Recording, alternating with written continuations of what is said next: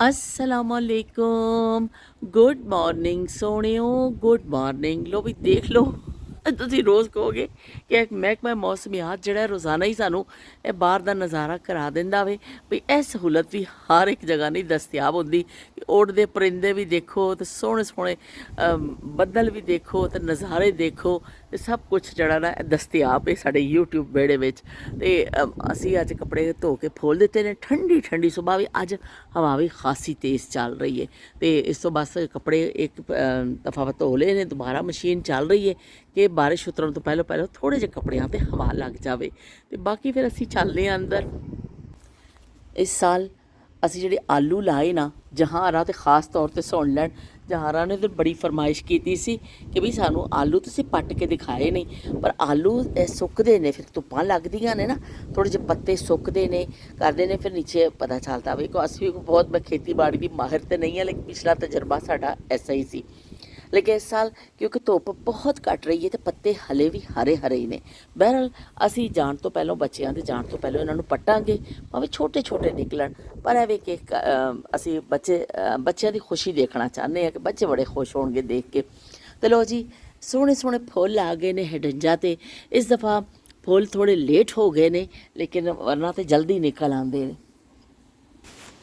ਇਸ ਤੋਂ ਵੀ ਫੁੱਲ ਆ ਗਏ ਨੇ ਖਿਲਾਫੇ ਮਾਮੂਲ। ਇਸ ਦਫਾ ਫੁੱਲ ਆਏ ਵੀ ਲੇਟ ਨੇ ਔਰ ਹਲੇ ਖਿਲ ਰਹੇ ਨੇ, ਵਰਨਾ ਇਹ ਪੌਦਾ ਇਸ ਤਰ੍ਹਾਂ ਹੁੰਦਾ ਵੇ ਬਿਲਕੁਲ ਰੈੱਡ ਹੋਇਆ ਹੁੰਦਾ, ਲੇਕਿਨ ਫਿਰ ਵੀ ਖਾਸੀ ਹੱਦ ਤੱਕ ਨਿਕਲ ਆਏ ਨੇ ਔਰ ਇੱਕ ਹਫ਼ਤੇ ਤੱਕ ਫਿਰ ਮੈਂ ਤੁਹਾਨੂੰ ਦਿਖਾਵਾਂਗੀ, ਬੜਾ ਹੀ ਸੋਹਣਾ ਇਹਦਾ ਕਲਰ ਹੋ ਜਾਏਗਾ ਕਿਉਂਕਿ ਸਾਰੇ ਫੁੱਲ ਖਿੜ ਜਾਣੇ ਨੇ।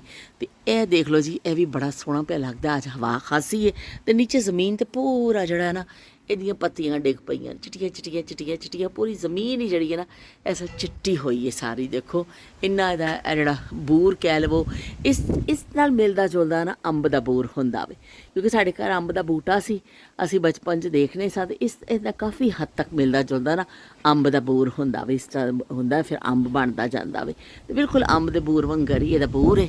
ਤੇ ਬਸ ਬਈ ਅੱਜ ਬੜੀਆਂ ਸ਼ਦੀਦ ਹਵਾਵਾਂ ਨੇ ਤੇ ਅਸੀਂ ਚਲੀਏ ਅੰਦਰ ਤੇ ਆਪਣਾ ਕੰਮਕਾਜ ਸ਼ੁਰੂ ਕਰੀਏ। ਨਾਸ਼ਤੇ ਤੋਂ ਫਾਰਿਗ ਹੋਵੋ ਤੇ ਵਾਰੀ ਆ ਜਾਂਦੀ ਹੈ ਖਾਣ ਪਕਾਉਣ ਦੀ, ਤੇ ਵੀ ਪੱਕੇਗਾ ਕੀ। ਤੇ ਕਟਿੰਗ ਸ਼ੁਰੂ ਹੋ ਚੁੱਕੀ ਹੈ ਸਾਡੀ ਤੇ ਨਾਲ ਅਸੀਂ ਬਣਾ ਰਹੇ ਹਾਂ ਕੀਮਾ। ਇਹਦੇ ਵਿੱਚ ਲਸਣ ਛਿਲ ਕੇ ਪਾ ਦਿੱਤਾ ਵੇ ਤੇ ਪਿਆਜ਼ ਦੀ ਕਟਿੰਗ ਜਾ ਰਹੀ ਹੈ। ਨਾਲ ਸਾਡਾ ਬਣ ਰਿਹਾ ਅੱਜ ਹਲੀਮ। ਬੀਫ ਆ ਚੁੱਕਿਆ ਤੇ ਨਾਲ ਅਸੀਂ ਦਾਲਾਂ ਵਗੈਰਾ ਜਿਹੜੀਆਂ ਮਿਕਸ ਆਪਣਾ ਭਿਉਂ ਦਿੱਤਾ ਵੇ ਤੇ ਅਸੀਂ ਇਹਦਾ ਅੱਜ ਮਜ਼ੇਦਾਰ ਹਲੀਮ ਪਕੜਾਂਗੇ। ਕਾਊਂਟਰ ਲਈ ਸਾਡਾ ਬੜਾ ਫੈਲਿਆ ਹੋਇਆ, ਨਾਲ ਅਸੀਂ ਸੋਹਣਾ ਸੋਹਣਾ ਖਰਬੂਜ਼ਾ ਆਪਣਾ ਕੱਟਾਂਗੇ ਤੇ ਨਾਲ ਆਪਣਾ ਕਾਊਂਟਰ ਵੀ ਸਾਫ਼ ਕਰਾਂਗੇ। Double chocolate Swiss roll, double chocolate Swiss roll और क्रीम पा के बड़ा ज़बरदस्त किस्म का मीठा बन रहा है यूसुफ की फरमाइश पे। यूसुफ, आपको अच्छा लगता है ये है? गुड मॉर्निंग सोनियो। Good morning Sonia. सोनियो, तेन चॉकलेट वाला अच्छा लगता मीठा? जी बहुत अच्छा लगा। बहुत चंगा लगता है। नहीं अच्छा नहीं कि चंगा लगता है? चंगा। चंगा? हाँ चंगा को बहुत चंगा लगता है मैनू। बहुत चंगा। बहुत चंगा, बहुत स्वाद, बहुत स्वाद। बहुत स्वाद लगता है। बहुत स्वाद लगता है। हाँ बहुत चंगा लगता है तो बहुत स्वाद लगता है। तो मुंडे ਨੂੰ ਅਸੀਂ ਪੰਜਾਬੀ ਸਿਖਾ ਕੇ ਭੇਜਣਾ ਵੇ। ਇਹ ਪੰਜਾਬੀਆਂ ਦਾ ਮੁੰਡਾ है जी। पंजाबी। अच्छा, मुंडा तो कहते हैं बोए को, और गर्ल को क्या कहते हैं? मुंडे। नहीं मुंडा मुंडी। मुंडी नहीं कहते हैं। मुंडा। नहीं मुंडी मेहंदी। नहीं मैं उसको कहते हैं कुड़ी। कुड़ी कुड़ी। कुड़ी कुड़ी होंदी है जी, कुड़ी। एक मुंडा होंदा है, एक कुड़ी होंदी है, ठीक है। ठीक है। ਹਲੀਮ ਬਣ ਕੇ ਤਿਆਰ ਹੋ ਚੁੱਕੀ ਹੈ। ਸਾਰੇ ਕੰਮਕਾਜ ਅਸੀਂ ਨਿਪਟਾ ਲਏ ਨੇ। ਹਲੀਮ ਦਾ ਕੰਮ ਥੋੜ੍ਹਾ ਜਿਹਾ ਲੰਬਾ ਹੁੰਦਾ ਵੇ ਪਰ ਬਣਦੀ ਬਹੁਤ ਮਜ਼ੇਦਾਰ ਹੈ। ਅਤੇ ਇਹਦੇ ਉੱਤੇ ਮੈਂ ਪਾ ਲਿਆ ਜ਼ਿਆਦਾ ਸਾਰਾ ਪੁਦੀਨਾ, ਉੱਤੇ ਅਦਰਕ ਤੇ ਨਾਲ ਹਰੀਆਂ ਮਿਰਚਾਂ। ਬਾਕੀ ਲਵਾਜ਼ਮਾਤ ਵੀ ਹੁੰਦੇ ਨੇ ਕਿ ਫਰਾਈ ਕੀਤਾ ਹੋਇਆ ਪਿਆਜ਼ ਵੀ ਪਾਉਂਦੇ ਨੇ ਔਰ ਲੀਮੂ ਵੀ ਨਿਚੋੜਦੇ ਨੇ, ਲੇਕਿਨ ਮੈਨੂੰ ਲੀਮੂ ਇੰਨਾ ਜ਼ਿਆਦਾ ਪਸੰਦ ਨਹੀਂ ਇਹਦੇ ਉੱਪਰ, ਲੇਕਿਨ ਚਲੋ ਥੋੜ੍ਹਾ ਜਿਹਾ ਮੈਂ ਨਿਚੋੜ ਲੈਂਦੀ ਹਾਂ ਇਹਨੂੰ। ਤੇ ਮੂੰਹ 'ਚ ਪਾਣੀ ਆ ਗਿਆ ਵੀ, ਲੱਪਾ ਲੱਪ ਪਾਣੀ ਆ ਗਿਆ ਕਿ ਦਿਲ ਕਰ ਰਿਹਾ ਹੁਣ ਫੌਰਨ ਸੇ ਪੇਸ਼ਤਰ ਅਸੀਂ ਜਿਹੜਾ ਨਾ ਇਹ ਹਲੀਮ ਖਾ ਲਈਏ। ਗਰਮਾ ਗਰਮ ਹਲੀਮ ਲੈ ਕੇ ਬੈਠ ਚੁੱਕੀ ਹਾਂ ਮੈਂ। ਇੰਨੀ ਅੱਛੀ ਖੁਸ਼ਬੂ ਆ ਰਹੀ ਹੈ। ਹਲੀਮ ਜਿਹੜੀ ਹੈ ਮੇਰਾ ਖਿਆਲ ਜ਼ਿਆਦਾਤਰ ਲੋਕਾਂ ਨੂੰ ਪਸੰਦ ਹੋਏਗੀ ਕਿ ਸਾਡੇ ਬਚਪਨ ਦੀਆਂ ਇੱਕ ਯਾਦਾਂ ਵਿੱਚੋਂ ਇਹ ਵੀ ਇੱਕ ਯਾਦ ਹੈ ਕਿ ਹਲੀਮ ਬਣਦੀ ਹੁੰਦੀ ਸੀ। ਇਸ ਤਰ੍ਹਾਂ ਮੁਹਰਰਮ ਹਰਾਮ ਦਾ ਮਹੀਨਾ ਚੱਲ ਰਿਹਾ ਵੇ ਤੇ ਇਹਦੇ ਵਿੱਚ ਫਿਰ ਹਲੀਮ ਜਿਹੜਾ ਵੇ ਬੜਾ ਇੱਕ ਖਾਸ ਆਈਟਮ ਦੇ ਤੌਰ ਤੇ ਬਣਦਾ ਵੇ ਕਿ ਜ਼ਿਆਦਾਤਰ ਲੋਕ ਜਿਹੜੇ ਨੇ ਇਹਦੇ ਤੇ ਫਿਰ ਖਤਮ ਵੀ ਦਵਾਉਂਦੇ ਨੇ, ਵੰਡਦੇ ਨੇ, ਆਪਣੇ ਘਰਾਂ 'ਚ ਦੇਗਾਂ ਪਕਾਉਂਦੇ ਨੇ, ਲੋਕ ਆ ਕੇ ਖਾਂਦੇ ਨੇ। ਬਹਰਹਾਲ ਕਿ ਹਲੀਮ ਦਾ ਆਪਣਾ ਹੀ ਇੱਕ ਹੋਵੇ ਸਵਾਦ ਵੀ ਹੈ ਤੇ ਮੁਕਾਮ ਵੀ ਹੈ। ਬਹੁਤ ਮਜ਼ੇਦਾਰ। ਇੱਕ ਦੋ ਬੁਰਕੀਆਂ ਖਾ ਲਵਾਂ ਮੈਂ।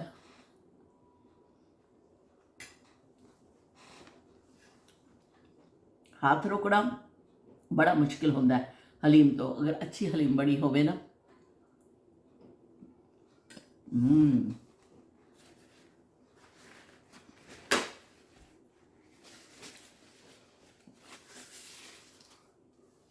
ਤੇ ਤੁਹਾਡੇ ਸਾਰਿਆਂ ਦੇ ਕਮੈਂਟ ਦਾ ਮੈਂ ਸ਼ੁਕਰੀਆ ਅਦਾ ਕਰਦੀ ਹਾਂ। ਤੁਸੀਂ ਕੱਲ ਉਹ ਕਹਿੰਦੇ ਨੇ ਮਾਨ ਨਾ ਮਾਨ ਮੈਂ ਤੇਰਾ ਮਹਿਮਾਨ, ਤੇ ਮੈਂ ਜ਼ੋਰ ਹੀ ਜ਼ਬਰਦਸਤੀ ਤੁਹਾਡੇ ਕੋਲ ਜਿਹੜਾ ਹੈਪੀ ਬਰਥਡੇ ਅਖਵਾ ਲਿਆ। ਪਰ ਇਹ ਵੇ ਕਿ ਗੱਲ ਐਸੀ ਕਿ ਮੈਂ ਤੁਹਾਨੂੰ ਦੱਸਾਂਗੀ ਤੇ ਫਿਰ ਵੀ ਤੁਸੀਂ ਕਰੋਗੇ ਨਾ। ਤੁਹਾਨੂੰ ਕੀ ਪਤਾ ਮੇਰੀ ਡੇਟ ਆਫ ਬਰਥ ਕੀ ਹੈ, ਕਿਸੇ ਨੂੰ ਵੀ ਨਹੀਂ ਪਤਾ। ਲੇਕਿਨ ਮੈਂ ਤੁਹਾਨੂੰ ਦੱਸਿਆ ਤੇ ਤੁਸੀਂ ਸਾਰਿਆਂ ਨੇ ਮੈਨੂੰ ਵਿਸ਼ ਕੀਤਾ happy birthday to you, happy birthday to you, happy birthday to you. ਇੰਨੇ ਸਾਰੇ ਕਮੈਂਟ ਆ ਗਏ ਤੁਹਾਡੇ ਸਾਰਿਆਂ ਦੇ ਕਿ ਬਸ ਬਈ ਮੈਂ ਖੁਸ਼ ਹੋ ਗਈ। ਲਾਇਬਾ, ਮਾਹਮ, ਨਤਾਸ਼ਾ, ਉਸ ਤੋਂ ਬਾਅਦ ਸ਼ਮਾ, ਸਪੈਸ਼ਲ ਖਾਨੇ, ਉਜ਼ਮਾ, ਸ਼ੀਲ, ਸ਼ਬੀਰ ਹੁਸੈਨ ਸਾਹਿਬ, ਸਾਰਿਆਂ ਨੇ ਤੁਸੀਂ ਜਿਹੜਾ ਨਾ ਕਮੈਂਟ ਕਰ ਦਿੱਤੇ। ਔਰ ਇਸ ਤੋਂ ਇਲਾਵਾ ਵੀ ਇੱਕ ਦੋ ਹੋਰ ਕਮੈਂਟ ਵੀ ਆਏ। ਇੱਕ ਨਵਾਂ ਨਾਮ ਹੀ ਮੈਨੂੰ ਨਜ਼ਰ ਆਇਆ ਉਹਦੇ ਵਿੱਚ, ਤੇ ਤੁਹਾਡੇ ਸਾਰੇ ਕਮੈਂਟ ਦਾ ਬਹੁਤ ਸ਼ੁਕਰੀਆ। ਲੁਬੇ ਲੁਬਾਬ ਸਾਰਿਆਂ ਦਾ ਐਸੀ ਕਿ ਸਾਰਿਆਂ ਨੇ ਮੈਨੂੰ ਬੜੀਆਂ ਦੁਆਵਾਂ ਦਿੱਤੀਆਂ।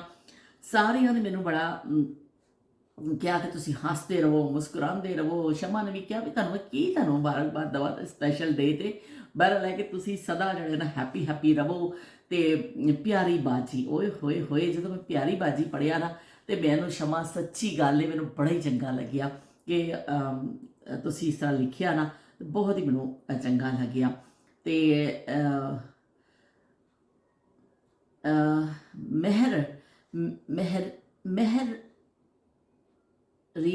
ਮਹਿਰੀਨ ਨਾਜ਼ ਦੇਖੋ ਮੇਰਾ ਚਸ਼ਮਾ ਲਾ ਕੇ ਵੀ ਹਾਲਤ ਬੁਰੀ ਹੈ ਪੜ੍ਹਨ ਵਿੱਚ।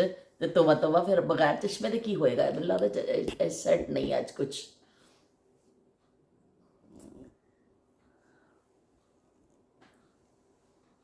ਤੇ ਉਹ ਇੱਕ ਨਵਾਂ ਨਾਂ ਆਇਆ, ਉਹਨਾਂ ਨੇ ਵੀ ਜਿਹੜਾ ਨਾ ਹੈਪੀ ਬਰਥਡੇ ਕਿਹਾ। ਉਹਨਾਂ ਨੇ ਬਹੁਤ ਸ਼ੁਕਰੀਆ ਜੀ ਤੁਹਾਡੀ ਸਾਰਿਆਂ ਦੀ ਮੁਹੱਬਤਾਂ ਦਾ। ਉਹਨਾਂ ਨੇ ਲਿਖਿਆ ਹੈਪੀ ਬਰਥਡੇ ਆਂਟੀ। ਤੇ ਬਾਕੀ ਯੂਜ਼ਰ ਨੇ ਵੀ ਲਿਖਿਆ ਕਿ ਹੈਪੀ ਬਰਥਡੇ ਟੂ ਯੂ, ਅਤੇ ਉਹਨਾਂ ਨੇ ਬਹੁਤ ਲਿਖਿਆ। ਤੇ ਸਪੈਸ਼ਲ ਖਾਣੇ ਨੇ ਵੀ ਲਿਖਿਆ ਕਿ ਭਾਈ ਬਹੁਤ ਬਲੈਸਿੰਗ ਦਿੱਤੀਆਂ ਔਰ ਬੜੇ ਹੈਲਦੀ ਲਾਈਫ ਔਰ ਬੜਾ ਨਾਈਸ ਵਲੌਗ ਔਰ ਲੁਕਿੰਗ ਸੋ ਬਿਊਟੀਫੁਲ ਤੇ ਭਾਈ ਵੈਰੀ ਗੋਰਜਸ। ਤੇ ਭਾਈ ਬਹੁਤ ਕੁਛ ਉਹਨਾਂ ਨੇ ਇੰਨੀਆਂ ਤਾਰੀਫਾਂ ਨਾਲ ਫੁੱਲ ਸ਼ੁੱਲ ਸਾਰੇ ਮੈਨੂੰ ਭੇਜੇ। ਤੇ ਬਹੁਤ ਸ਼ੁਕਰੀਆ ਜੀ ਤੁਹਾਡੀਆਂ ਸਾਰਿਆਂ ਦੀ ਮੁਹੱਬਤਾਂ ਦਾ। ਕਿ ਮੈਂ ਫਿਰ ਇੱਕ ਦਫਾ ਤੁਹਾਡੇ ਸਾਰਿਆਂ ਦਾ ਸ਼ੁਕਰੀਆ ਅਦਾ ਕਰ ਰਹੀ ਹਾਂ ਲਾਈਨ ਦੇ ਨਾਲ, ਖਾਸੇ ਨਾਲ। ਸ਼ੀਰ ਕੌਰ ਨੇ ਵੀ ਕਿਹਾ ਕਿ ਪਿਆਰੀ ਬਾਜੀ ਨੂੰ ਜਨਮ ਦਿਨ ਦੀਆਂ ਬਹੁਤ ਵਧਾਈਆਂ ਜੀ। ਤੇ ਵਾਹ ਗੁਰੂ ਜੀ ਬਲੈਸ ਉਹਨਾਂ ਨੇ ਕੀਤਾ ਕਿ ਤੁਹਾਨੂੰ ਬਲੈਸਿੰਗ ਦਿੱਤੀ ਹੈ ਔਰ ਸਟੇ ਬਲੈਸ ਆਲਵੇਸ। ਤੇ ਬਹੁਤ ਸ਼ੁਕਰੀਆ ਜੀ ਸ਼ੀਲ ਤੁਹਾਡਾ ਕਿ ਤੁਸੀਂ ਇੰਨਾ ਕੀਤਾ। ਤੇ ਉਜ਼ਮਾ ਨੇ ਤੇ ਬਈ ਗੁਬਾਰੇ ਤੇ ਨਾਲੇ ਕੀ ਕੋਈ ਦਿਲ ਸ਼ੇਲ ਕੋਈ ਸ਼ਾਇਦ ਚੱਡੀ ਨਹੀਂ, ਕੇਕ ਵੀ ਭੇਜ ਦਿੱਤਾ, ਸਭ ਕੁਛ। Happy birthday to you dear. ਤੇ ਉਹਨਾਂ ਨੇ ਦੁਆਵਾਂ ਵੀ ਕੀਤੀਆਂ ਤੇ ਬੜਾ ਉਹਨਾਂ ਨੇ ਮੁਹੱਬਤ ਦਾ ਇਜ਼ਹਾਰ ਕੀਤਾ। ਤੇ ਇਸ ਤਰ੍ਹਾਂ ਤੁਹਾਡੇ ਸਾਰਿਆਂ ਦੇ ਕਮੈਂਟ ਮੇਰੇ ਤੱਕ ਪਹੁੰਚ ਗਏ। ਤੇ ਸ਼ਬੀਰ ਹੁਸੈਨ ਸਾਹਿਬ ਨੇ ਕਿਹਾ ਕਿ ਤੁਸੀਂ ਗਾਣਾ ਤਾਂ ਠੀਕ ਗਾਇਆ, ਭੁੱਲ ਗਏ ਸੋ ਪਰ ਫਿਰ ਵੀ ਤੁਸੀਂ ਤੁਸੀਂ ਠੀਕ ਦਿੱਤਾ।